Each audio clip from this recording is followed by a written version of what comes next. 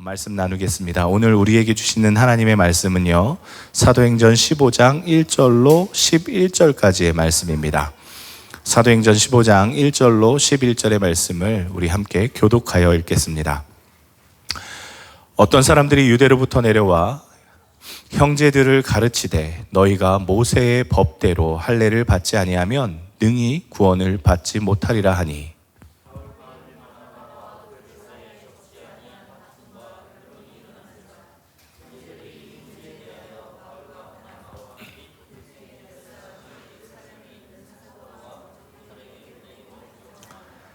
그들이 교회의 전송을 받고 베니게와 사마리아로 다니며 이방인들이 주께 돌아온 일을 말하여 형제들을 다 크게 기쁘게 하더라.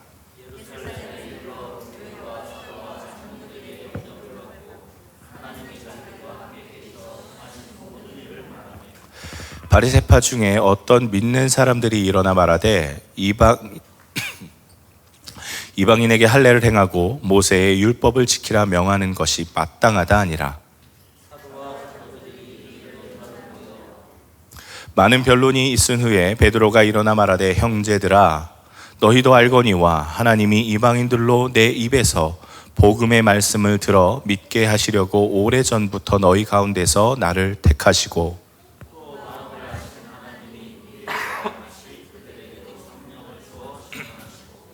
믿음으로 그들의 마음을 깨끗이 하사 그들이나 우리나 차별하지 아니하셨느니라.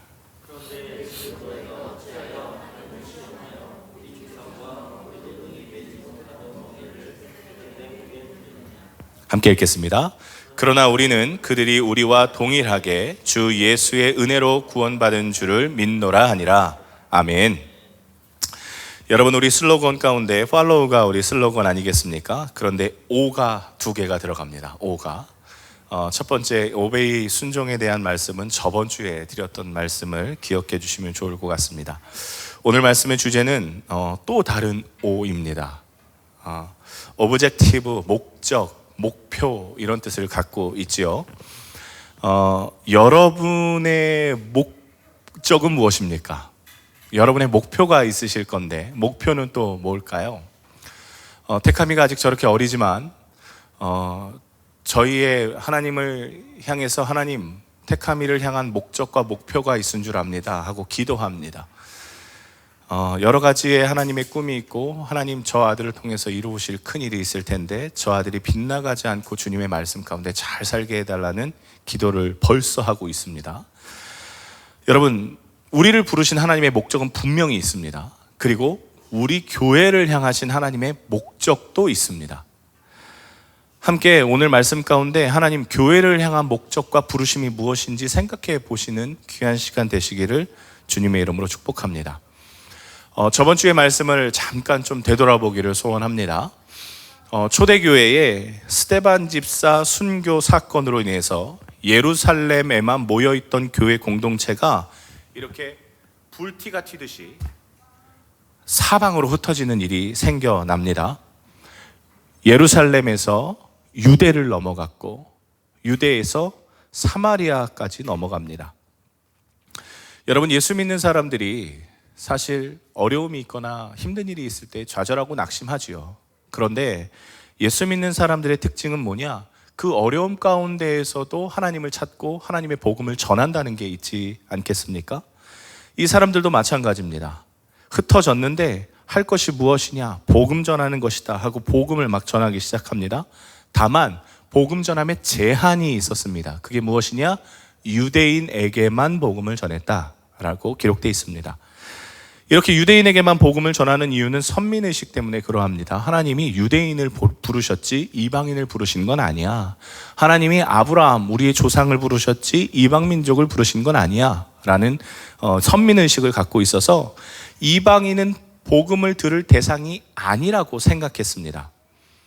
그런데 하나님께서 개입을 하셔서 이 생각을 바꿔 놓으시는데요. 첫 번째는 빌립 집사를 통해서 에디오피아 내시를 만나게 하시고 이에게 예수를 전하니 이가 구원받는 자가 됩니다. 세례를 받게 되죠. 베드로 사도에게도 마찬가지였습니다. 하나님께서 고넬료라는 로마 이방인을 만나게 하셔서 그에게 복음을 전하고 그의 가정이 성령을 받는 역사함을 눈으로 보게 하십니다. 뿐만 아닙니다. 흩어진 그리스도인들을 통해서 하나님이 이방인에게도 복음을 허락하셨다는 걸 깨닫게 해주십니다. 그제서야 하나님의 제자들과 증인들이 하나님의 복음이 유대인에게만 있는 것이 아니라 이방인에게도 허락된 것이구나를 깨닫게 되고, 이방인에게 복음을 전하는데 사실 그 전에 없던 일이었기 때문에 이게 공식적으로 좀 선포될 필요가 있다라고 해서 예루살렘 회의를 소집합니다. 그 안에서 베드로와 또 빌립 집사와 또 바울과 바나바가 증언을 합니다. 세계에 나가서 복음을 전해보니 유대인뿐만이 아니라 사마리아인뿐만 아니라 이방인도 로마인도 저 미개한 사람들도 복음을 듣더니 예수를 믿더라, 성령이 임하더라 하고 증언을 하는 첫 번째 회의가 그렇게 끝납니다. 저번 주에 여기까지 말씀을 전해드렸죠. 여러분, 예수님을 전하는 것은 정말 영광된 일이 아닐 수가 없습니다. 그래서 이들을 그리스도인이라 칭하여지고 예수 믿는 자가 점점 많아지는 것을 성경에 찾아볼 수가 있습니다. 정말 기뻐할 일이고 하나님께서 역사하심을 보는 일입니다. 그런데 사실 사도행전에 복음을 전하다가 그냥 승전보만 예수를 믿더라, 많은 이들이 예수 앞에 무릎을 꿇더라 그렇게만 기록된 것이 아니라 사실 복음을 전하다가 돌에 맞기도 하고 무시당하는 건 일수요, 비난받고 나아가 생명을 잃을 뻔한 사건들도 종종 당하는 것을 사도행전에 여과 없이 우리에게 기록하고 있습니다. 복음을 전함으로 환호를 받는 것이 아니라 사실 핍박을 더 많이 받고 어려움이 있다는 것은 이미 예수님도 우리에게 예고를 하셨습니다. 여러분, 누가복음 9장 5절의 말씀에 보니까 이런 말씀이 있습니다. 누구든지 너희를 영접하지 아니하거든. 그러니까 복음을 들고 나아가는 12제자를 2명 짝지어서 마을로 파송하셨는데 너희가 복음을 들고 나아가지만 너희를 환호하지 않거든, 받아들이지 않거든 이라고 말씀하시며 복음이 환대받지 못함을 분명히 말씀하셨습니다. 그러면 어떻게 하라고 말씀하셨습니까? 그 성에서 떠날 때에 너희 발에 먼지를 털어라, 그렇게 말씀하셨습니다. 자, 예수님이 그 다음 70명의 제자들을 마을로 파송하시면서 뭐라고 또 말씀하셨냐면 10장 10절의 말씀, 11절의 말씀 우리 함께 읽어보겠습니다. 어느 동네에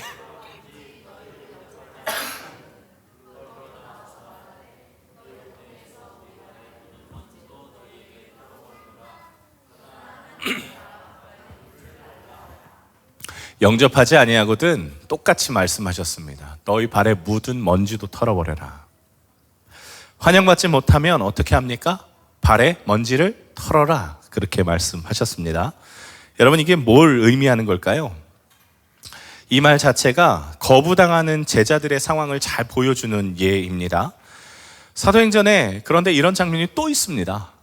복음을 전하는 증거의 말씀이기 때문에 이런 장면이 또 있는데, 사도 바울이 1차 전도 여행 때 바나바와 함께 동행하다가 안디옥에서 복음을 전하는데 유대인들이 나타나서 회방을 놓습니다. 그리고 이 회방에 그 지역의 이방인들이 선동이 되어서 바울과 바나바를 또 괴롭힙니다. 박해를 합니다. 사도행전 13장 51절의 말씀에 보면 그 박해의 장면을 이렇게 베드로와 바나바가 어떻게 했느냐, 두 사람이 그들을 향하여 발에 티끌을 떨어버리고 옆마을로 가버립니다. 여기서 끝이 아닙니다. 바울이 2차 전도여행 때 고린도에서 사역을 할 때 복음을 전했는데 또 유대인들이 따라와서 방해를 합니다. 바울이 어떻게 합니까? 18장 6절의 말씀에 보면 같이 읽어봤으면 좋겠습니다. 그들이 대적하여 비방하거늘 바울이 옷을 털면서 이르되 너희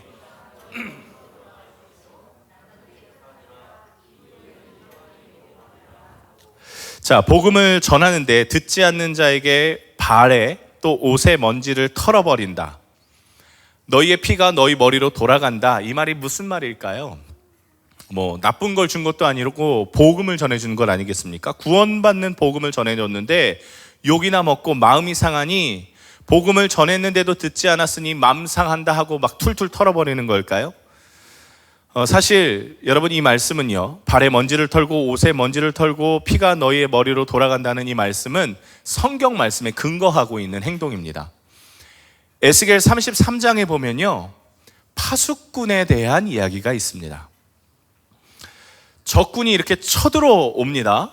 적군이 쳐들어오면 비상사태를 알려야 하는데 누가 알려야 하냐? 그 성의 망대, 가장 높은 곳에 망대를 세워서 거기에 파수꾼을 올려놓습니다. 그러니까 근무 보초병이죠. 이렇게 지켜보고 있다가 저기서 적군이 쳐들어오는 것을 발견하면 어떻게 했냐면 이가 이렇게 나팔을 붑니다. 여러분, 이게 그 쉐파르라고 하는 양의 뿔나팔입니다. 이스라엘 사람들이 실제로 이 나팔을 불었고 성경에서 말하는 나팔입니다. 근데 저는 10년째 연습하는데 이 나팔을 못 불고 있습니다. 파수꾼은 못 된다는 거죠. 어쨌든 이거를 불면 굉장히 멀리까지 소리가 퍼집니다. 뿌뿌뿌뿌 하고 빨리 나팔을 불면 비상사태라는 뜻입니다. 자, 요한계시록에도 여러분 천사들이 나타나서 나팔을 불고 징벌을 하는 것을 볼 수가 있는데 그만큼 긴박한 상태의 나팔을 분다라는 것이죠. 자, 파수꾼이 나팔을 붑니다. 그러면 사람들이 어떻게 해야 될까요? 밭에서 밭을 갈다가도 우물에서 물을 푸다가도 바로 나아가서 무기를 들고 전쟁할 준비를 하는 겁니다. 에스겔서 33장 5절의 말씀에 보면 그가 경고를 받았던들 자기 생명을 보존하였을 것이나 나팔 소리를 듣고도 경고를 받지 아니하였으니 그 피가 자기에게로 돌아가리라, 이렇게 말하고 있습니다. 한마디로 긴박함을 알렸는데, 생명이 위태롭다는 걸 알렸는데 대비하지 않고 듣지 않았다? 그러면 그 책임은 파수꾼에게 있지 않고 듣지 않은 사람에게 있다라는 근거의 말씀입니다. 하지만 반대로 적이 쳐들어오는데 파수꾼이 나팔을 불지 않고 졸고 있습니다. 알리지를 않습니다. 그러면 어떻게 될까요? 누구에게 책임이 있을까요? 6절의 말씀에 보면 그 다음 절 말씀입니다. 그러나 칼이 임함을 파수꾼이 보고도 나팔을 불지 아니하여 백성에게 경고하지 아니하므로 그 중에 한 사람이 그 임하는 칼에 제거를 당하면, 즉 한 사람이라도 죽으면 그는 자기의 죄악으로 말미암아 제거되려니와 그 죄는 내가 파수꾼의 손에서 찾으리라. 그 사람이 죄가 있어서 죽었을지 모르겠으나 그 책임은 파수꾼에게 있다. 그렇게 말하고 있습니다. 여러분, 책임이 누구에게 있다고요? 파수꾼에게 있는 겁니다. 옷에 먼지를 털고 신발에 먼지를 터는 행위는 책임에서 자유하다라는 것을 의미하는 행동입니다. 마찬가지로 내 머리에 피가 내게로 돌아갈 것이다 라는 의미도 내가 할 일을 다 했다라는 것을 하는 말입니다. 그러니 복음 전도자가 예수 복음을 전하고 또 최선을 다해서 복음을 전했음에도 불구하고 듣는 사람이 복음을 수용하지 않아서 구원받지 못했다면 그 책임은 복음 전도자에게 있지 않습니다.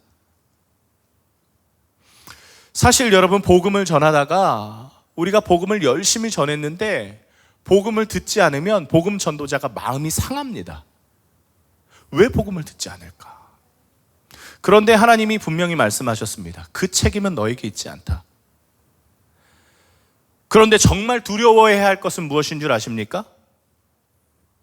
하나님이 우리에게 먼저 믿게 하셨고 말씀을 전해주셨는데 우리에게 생명 복음을 머금게 하셨음에도 불구하고 또 하나님이 복음을 전할 영혼을 만나게까지 하셨는데도 하나님의 음성을 듣지 못하고 복음을 전하지 않는다. 그러면 그 책임을 누구에게 묻겠다는 말씀일까요? 복음을 전하지 않는 사람에게 묻겠다라는 말씀입니다. 알면서 전하지 않는 자, 복음을 머금고 있는데도 풀어내지 않는 사람, 기회를 주셨음에도 무시한 자에게 그 책임을 묻겠다는 굉장히 무서운 말씀입니다. 이게 여러분, 디모데후서 4장 2절의 말씀에 보면 때를 얻든지 못 얻든지 하나님의 말씀을 전하라고 기록되어 있습니다. 즉 우리가 그 사람이 믿던지 안 믿던지, 혹 하나님이 말씀을 하셨던지 안 하셨던지, 우리의 사명이 어디에 있다는 것입니까? 교회의 목적이 어디 있다는 것입니까? 복음 전하는 데 있다는 겁니다. 하나님 복음 전할까요 말까요? 이렇게 묻지도 말라는 겁니다. 때를 얻던지 못 얻던지 우리의 그냥 사명 자체는 복음 전하는 겁니다. 하나님 이 사람에게 복음 전할까요? 하지 말까요? 그런 거 없습니다. 무조건 전하는 겁니다. 여러분, 일전에 제가 붕따오의 카페에 가서 복음을 못 전했던 상황을 한번 말씀드렸던 적이 있습니다. 못 전했던 이유가 정말 타당합니다. 변명하는 게 아니라요, 붕따오의 어느 카페에 딱 앉았는데 카운터를 보는 한 베트남 자매가 있었습니다. 젊은 청년이 앉아서 커피를 시키고 앉아있는데 하나님께서 갑자기 대뜸 저 청년에게 복음 전해라. 깜짝 놀랐습니다. 하나님, 제가 베트남 말을 못하는데 무슨 복음을 전합니까? 당연히 못하죠. 당연히. 어떻게 합니까? 근데 뒤늦게 생각해 보니, 여러분, 제가 핸드폰에 베트남어로 복음을 전하려고 준비해 놓은 게 있었습니다. 근데 용기가 안 나서 못했던 거예요. 딱 지금도 갖고 있는데요, 딱 10줄로 예수님에 대해서 이렇게 베트남어로 준비하고 있었습니다. 한마디로 하나님이 제가 할 수 있다는 걸 알고 계셨고 준비가 됐다는 것도 알고 계셨는데 제가 거부한 거예요. 하나님, 저는 능력 없고 용기 없어요. 그러면 그 책임이 누구에게 있겠습니까? 오늘 말씀의 근거에 의하면 제게 있는 겁니다. 그 여자아이가, 그 베트남 처자아이가 예수 안 믿고 지옥 가면 그 책임이 저에게 있습니다. 그래서 그 이후에 하나님이 깨닫게 하신 이후에 제가 어떻게 하는 줄 아십니까? 하나님, 제발 그 여자아이에게 예수 믿는 베트남어 할 수 있는 사람을 좀 붙여주십시오. 그 기도하고 있습니다. 지금도. 아마 평생 기도 제목이 될 거예요. 미치고 팔짝 뛸 노릇이죠. 그런데 여러분, 하나님께서 여러분에게 복음을 전할 수 있는 사람들을 옆에 붙이셨을 거고, 지금도 생각나는 분들이 계실 거고, 앞으로도 계속 붙이실 텐데, 여러분이 만약에 복음 전할 준비가 안 돼 있다, 아니 예수 믿으십시오 이 한마디를 꺼내지 못한다, 정말 무서운 것은 그 책임을 면할 길이 없다는 겁니다. 우리가.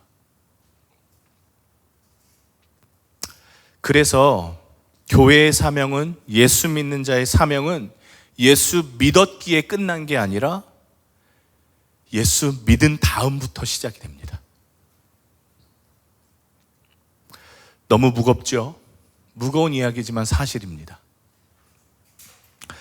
파수꾼의 사명은 저와 여러분에게 모두 있습니다. 여러분 한번 생각해 보십시오. 여러분에게 오늘부터 복음 전할 사람을 하나님께서 생각나게 하실 겁니다. 그러면 외면하지 마십시오. 그 책임은 하나님께 있습니다. 여러분이 복음을 전했는데 그들이 됐어요, 무슨 말도 안 되는 소리에, 여러분에게 책임이 있지 않습니다. 하나님께 있는 책임입니다. 여러분은 때를 얻든지 못 얻든지 복음을 전하는 것이 사명이지요. 자, 말씀으로 돌아와서 때를 얻든지 못 얻든지 바울과 베드로와 빌립 집사와 수많은 그리스도인들이 이방인에게 복음을 전하기 시작합니다. 예루살렘 회의에서 이방인에게도 복음을 전하자라고 결의가 된 이후에 활발히 복음을 전해요. 그리고 이 복음 전함으로 인해서 정말 놀랍게도 교회가 엄청난 부흥을 합니다. 자, 그런데 사람이 많으면 문제도 많은 것이겠지요. 이렇게 복음을 전함으로 인해서 교회에 큰 변화가 생기는데 그게 뭐냐면 교회의 중심 구성원이 바뀝니다. 자, 이게 무슨 말이냐? 원래 유대에서만, 멀리 나가서 사마리아에서까지만 복음을 전했던 사람들이 누구에게만 복음을 전했습니까? 유대인에게만 복음을 전했습니다. 그러니까 이때의 교회 공동체는 누구만 있던 겁니까? 유대인만 있었습니다.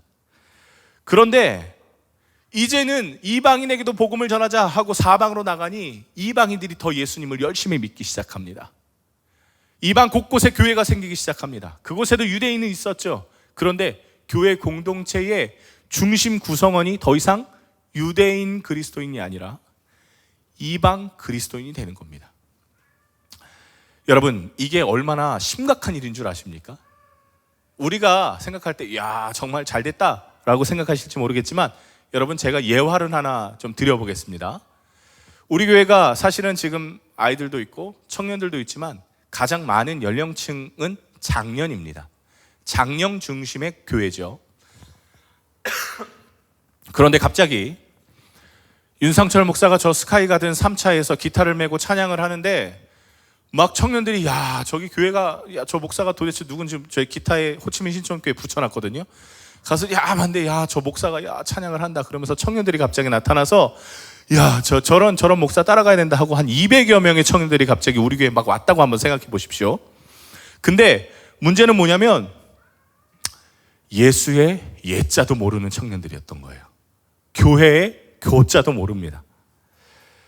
여러분, 교회가 어떻게 변화돼야 될지 한번 생각해 보실까요? 일단 2층 저 발코니에는 이렇게 붙여놔야 될 겁니다. 흡연실. 이해 가십니까? 흡연실.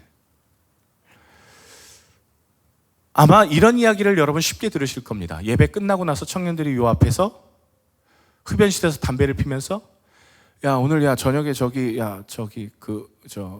강남 BBQ에 가서 야 소주나 한잔 하자. 이런 얘기 여러분 쉽게 들으시게 될 거예요.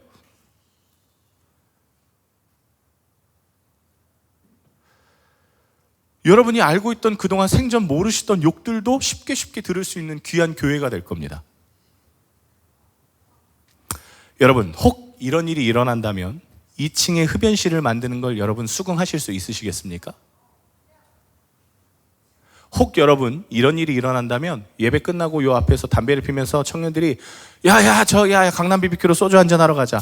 이거 여러분 수용하실 수 있으시겠습니까? 아마 대번에 저에게 달려와서 목사님, 쟤네들 좀 정신교육을 시켜야 될 거라고 이야기하실 분들이 많으실 겁니다. 교회상장연구소에서 청년들이 교회를 떠나는 이유가 수용력이 없어서라고 발표했습니다. 교회가 이 청년들을 받을 준비가 안 돼 있다는 겁니다. 왜냐? 그들과 교회의 갭이 너무 크다는 거예요. 교회에 흡연실 있는 교회 있습니까? 없잖아요. 아마 우리 교회가 세계 첫 교회가 됐으면 좋겠다라는 생각을 저는 합니다. 처음부터 신실한 청년은 없습니다. 병든 놈들이 와서 치료를 받는 게 교회죠. 근데 초대교회가 겪었던 일이 이거와 똑같았습니다. 이방인 공동체, 이방인 사람들이 들어왔는데 유대인들이 보기에 이거 정말 말도 안 되는 거예요. 질서가 없습니다. 예를 들어 볼까요? 여러분, 이방인들에게는요, 간음이 죄가 아니었습니다. 예수를 믿었는데 예수 믿는 집사들끼리 간음하는 겁니다. 예수를 믿었는데 처음 왔다고 간음하는 겁니다. 교회가 어떻게 이걸 수용합니까? 유대 그리스도인이 대번에 들고 일어나서 이렇게 얘기합니다. 모세의 율법을 지켜라. 왜냐하면 모세의 율법에 간음은 죄니까 가르쳐준 겁니다. 맞죠? 그렇게 해야죠. 또 다른 놈들이 왔는데 뭐 하냐면 교회에 와서 교회 기둥에다 개를 목을 달아갖고 개를 때려서 보신탕을 막 끓이는 겁니다. 여러분, 유대인들은 이거 있을 수 없습니다. 왜냐? 핏째 먹는 동물은 율법적으로 불가능하거든요. 근데 목을 매달아 죽었다는 건 이 안에 피가 그대로 선지로 가득 차서 고소하다는 뜻이거든요. 이방인들은 이게 일상이었습니다. 모세의 율법을 지켜라. 그거 안 되는 거야. 가르치죠. 맞습니다. 왜냐하면 율법이 유대인에게는 의식주 모든 부분에 관여되어 있었습니다. 율법은요, 옷을 어떻게 입어라. 율법은요, 무엇을 먹어야, 무엇을 먹지 말아야 다 기록되어 있습니다.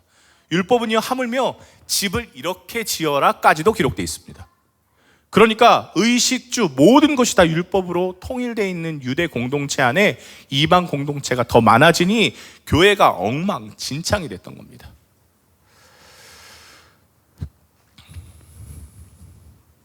음란도 들어오고 우상도 들어오고 먹지 말아야 될 음식도 먹고 피도 먹고 난리도 아닙니다. 교회가 말도 안 되는 일이 일어나면서 어떻게 하면 좋을까 고민을 합니다. 그래서 유대 공동체가 그 안에서 그래도 말씀 좀 안다는 목사, 그 다음에 직분자들이 모여서 저 예루살렘 교회에다가 야 우리 이거 좀 해결해 달라고 회부를 하자, 그렇게 말합니다. 15장 1절의 말씀입니다. 함께 읽어보겠습니다. 어떤 사람들이 유대로부터 내려와서 형제들을 가르치되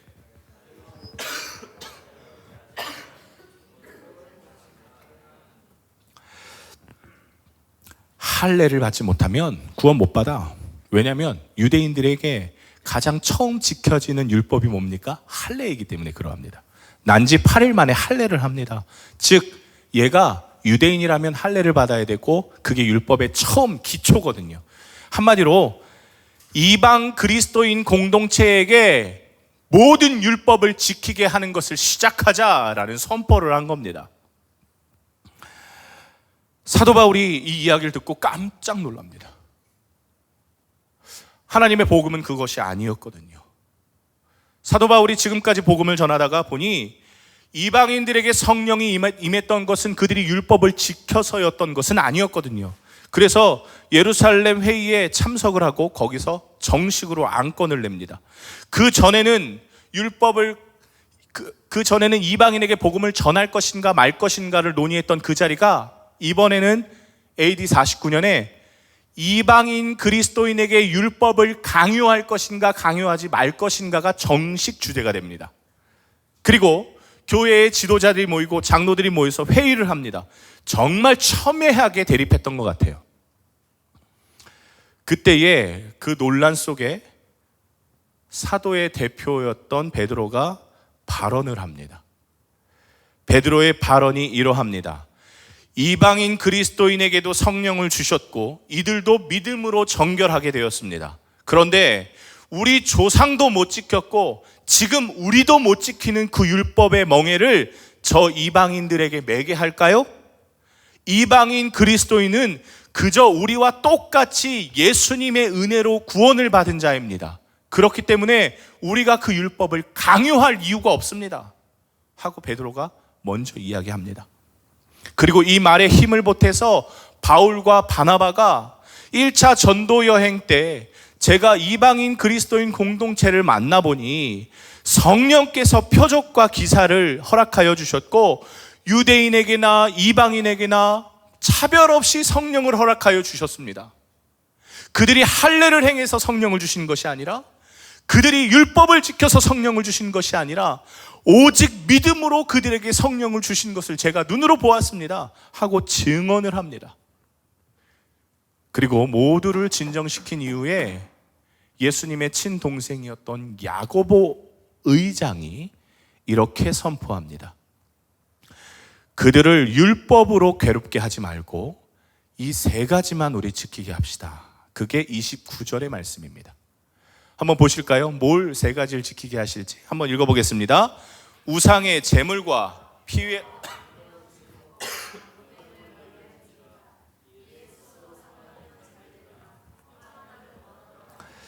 이 세 가지를 잘 지키기 위해서 교회의 평안을 기도한다 라고 하면서 우상의 제물 먹는 것, 피와 목 베어 죽인 것, 이걸 먹는 것, 그리고 음행을 멀리하게 하자, 그렇게 말합니다. 여러분, 음행은 뭐 말도 할 필요가 없죠. 당연히 금지해야 될 것이고요. 우상의 제물 먹는 것, 즉 우상에게 바쳐졌던 것을 가져와서 먹는 것도 금지하게 하자. 그런데 여러분, 참 재미있는 것은 예수님께서 이미 이 음식에 대해서 제자들에게 자유하게 하셨다는 것을 기억하시면 좋겠습니다. 예수님께서 우리가 먹는 것으로 더러워지지 않고 우리의 안에서 나가는 것으로 더러워진다라고 말씀하셨죠. 음식법은 더 이상 율법에 갇혀 있지 않았습니다. 고린도전서의 말씀에 보면요, 아무거나 먹어라, 그렇게 말하고요. 우상의 제물도 우상이 의미가 없는데 그 음식이 무슨 의미가 있냐? 그렇게 기록하고 있습니다. 즉 우상의 제물을 먹어도 되는데 아무 의미 없는 것인데 오늘 왜 이방인 그리스도인들에게 이 음식을 먹지 말게 하자라고 제정했을까요? 한번 질문을 그대로 한번 머금고 계시면 좋겠습니다. 두 번째, 목베어 죽인 것, 즉 핏째 먹는 걸 금지하게 했는데 사실 아까 말씀드렸던 대로 우상의 제물과 똑같이 이 음식 법은 폐기가 됐습니다. 그래서 핏째 먹는 것도 가능해졌어요. 그런데 어쨌든 동물을 목매달아 죽인 것을 먹게 하지 말자 하고 결의한 이유가 무엇일까요? 할례도 받지 않게 해주고 율법도 지키지 않게 해줬는데도 불구하고 왜 굳이 이 세 가지를 금지했을까요? 이유는 딱 하나입니다. 유대인 그리스도인과 이방인 그리스도인이 한 몸인 한 교회 공동체이기 때문에 그러합니다. 좀 자세히 설명드려 볼까요? 우리 교회 교자도 모르는 200명의 청년들이 예배를 마치면 베란다에서 흡연을 해서 본당으로 그 담배 연기가 다 꽉 차고 끝나자마자 야 우리 소주 한 잔 빨러 가자 라고 하는 이 이야기가 아주 창궐할 때 여러분들은 대번 저에게 부탁하실 겁니다. 제발 저 2층의 베란다에서 금연이라고 좀 써주십시오. 그리고 목사인 제가 가서 야 이놈의 새끼들아 교회가 뭐 하는 곳인데 이렇게 담배를 펴? 야 교회가 어떤 곳인데 니들이 지금 술 먹자 그래? 니들이 정신이 제대로 박혀있는 놈들이야? 하고 혼을 내기를 요청하실 겁니다. 그러면 여러분 그 다음 주에 그 청년들이 올까요? 안 올까요? 자, 온다! 한번 손 들어보십시오. 온다. 욕을 먹으러 온다. 안 올 것 같다. 네, 우리 상호가 딱 마음을 정확히 대변하죠. 당연히 안 오죠. 당연히 안 옵니다.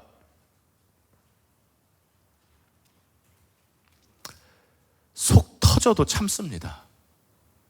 배려하고 인내하는 것이지요. 저놈들이 이제 조금 알기 시작하면 하나님을 알면 바뀔 거야 라는 기대를 가지고 참아주는 것이지요. 유대 그리스도인들이 율법의 짐을 지우지 말자라고 한 것은 그들에게 율법을 없애자. 그러니 니들 맘대로 예수 믿어. 우상도 섬기고 예수도 믿고 다 해. 그런 말이 아니라 언젠가는 니들도 깨닫게 될 거야. 언젠가는 니들도 좋은 그리스도인이 돼서 나중에 너랑 똑같은 놈 만나라. 그런 이야기 하는 겁니다. 복음을 위해서 마음을 크게 먹고 넉넉히 배려했던 것이지요. 다만 이 세 가지를 왜 금지했냐면 이방인 그리스도인이 아무렇지 않게 생각하는 것이지만 유대인 그리스도인은 이 세 가지를 생명처럼 여겼습니다. 음행하는 거 유대인 그리스도인에게 있을 수 없습니다. 우상의 재물 먹는 거 자유해졌다 그래도 이건 평생 지켰던 것인데요. 목매어 죽이는 것 생명이 그 피해 있는데 우리가 어떻게 생명을 취합니까? 유대인 그리스도인에게 이것을 행하는 건 생명을 잇는 것과 똑같으니 이방인 그리스도인들아 니들도 유대인 공동체를 한 몸으로 여기고 배려해. 그렇게 이야기했던 겁니다. 유대 그리스도인과 이방 그리스도인이 한 몸이기 때문에 한 교회이기 때문에 서로 배려하고 서로 사랑하라는 이야기를 이 세 가지를 가지고 이야기했던 겁니다. 예루살렘 종교회의에서 이 세 가지의 결정은 사실 유대 그리스도인들에게는 충격이었습니다. 왜냐? 사실은 본인들이 복음이 먼저 허락됐거든요. 자기들이 복음을 더 많이 알거든요. 사실 목사도 대부분 다 유대인들이었거든요. 그런데 갑이었던 존재가 이 예루살렘 회의로 을이 되는 겁니다. 내가 다 이해할게. 내가 다 이해할게. 다 내어주는 결정이었습니다. 근데 이 말씀을 준비하다 보니까 다 내어주는 결정을 우리가 과연 잘 하고 있는지가 궁금해졌습니다. 다 내어주고 있는가? 우리 모두에게 한 공동체로 한 몸이라고 하면서 과연 우리는 서로를 잘 이해하고 있는가? 젊은 목사가 하는 이야기, 야, 저거 뭐야? 하면 비판하고 그렇지 않고 다 이해하고 전 그래서 참 감사하죠. 또 더 깊이 묵상하다 보니 진짜 다 내어주신 분이 한 분 계시더군요. 그분 때문에 우리가 살아나지 않았습니까? 예수님이 다 내어주셨기 때문에 우리가 살았습니다. 교회가 뭐 하는 곳일까요? 다 내어주는 곳입니다. 뭐 때문에요? 복음 하나 때문에 을이 되는 곳이 교회입니다. 내 생각을 버리고 예수님 때문에, 복음 때문에 배려하고 수용하는 삶, 결국 이 결정으로 인해서 어떤 일이 일어나는 줄 아십니까? 이 결정이 일어나고 나서 이방인 공동체는, 이방인 교회는 엄청나게 부흥합니다. 땅끝까지 복음이 갑니다. 성령의 권능으로 복음을 전하는 공동체는 다른 것이 아니라 영혼 구원이 최우선입니다. 다른 건 있을 수 없어요. 자신의 권리를 포기하지만 영혼을 향한 하나님의 마음은 절대로 포기하지 않는 것이지요. 말씀을 정리하면서 제게 있었던 일을 한 가지 좀 이야기 드리고 말씀 정리하고 싶습니다. 서울에서 부교육자 사역할 때 노숙자분에게 복음을 전한 적이 있습니다. 서울에 있었을 때 서울역하고 아주 가까웠거든요. 노숙자에게 복음을 전하는데 한 60, 70 가까이 되신 할아버지에게 복음을 전했더랬습니다. 다 복음을 전하고 아주 의무적으로 아버님, 이제 예수님의 자녀가 되셨으니 제가 교회로 초청하겠습니다. 마포대로 16가길 3번 교회로 오시겠어요? 그래, 알았어. 저는 사실 그걸 믿지 않았습니다. 그런데 그 돌아오는 주일이 되니 이 아저씨가요, 이 할아버지가 오래됐지만 회색 낡은 정장을 입고 교회에 계단을 올라오시는 걸 보고 제가 깜짝 놀랐습니다.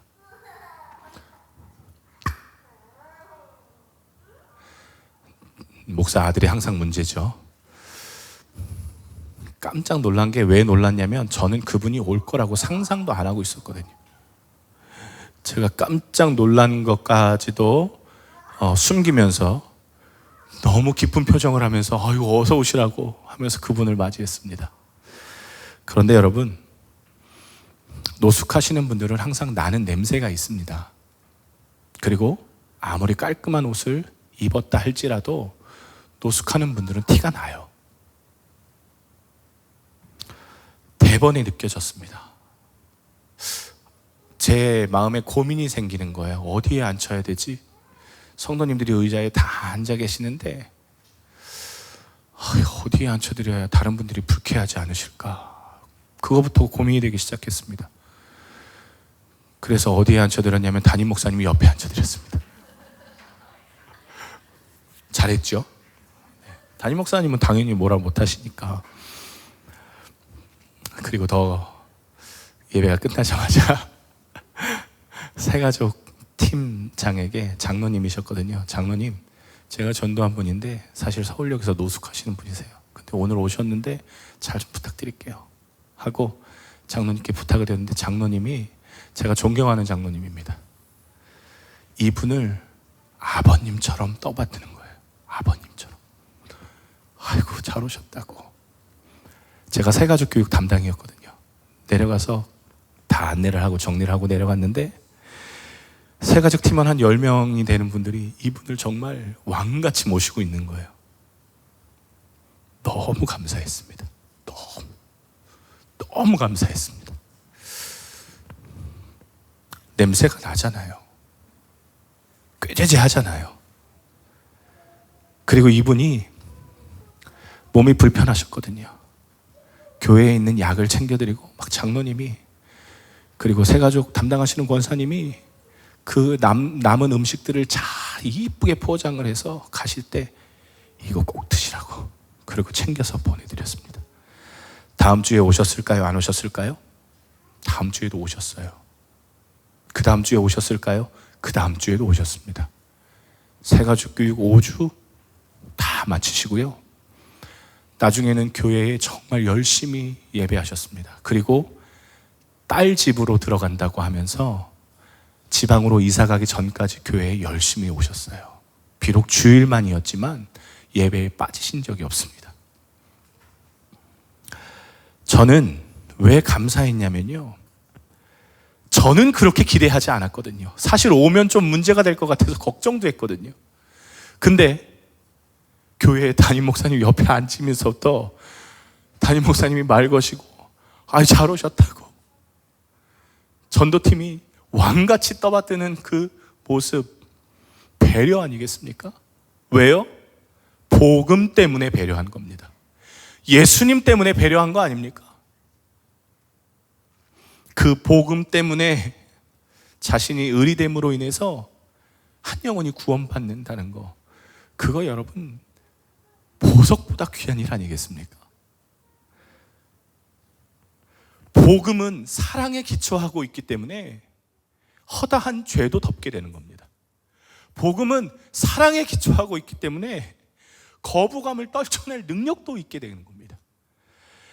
복음은 예루살렘 회의에서 결의했던 것처럼 지금까지 지켜왔던 내 방식, 내 역사, 내 고집, 내 문화, 내가 옳다고 생각하는 그 영적인 것까지도 다 부숴버리고 결국 그들에게 맞춰지게 하는 것이 복음이었습니다. 왜? 사랑에 기반하기 때문에 그러합니다. 음행하고 우상을 씹어먹는 핏째 먹을지라도 저들은 구원받아야 돼. 저들은 하나님의 백성이야. 왜? 그게 하나님의 목적이었기 때문에 그러합니다. 하나님의 열심은 구원받는 것. 하나님의 열심은 저들이 구원받는 것에 있었습니다.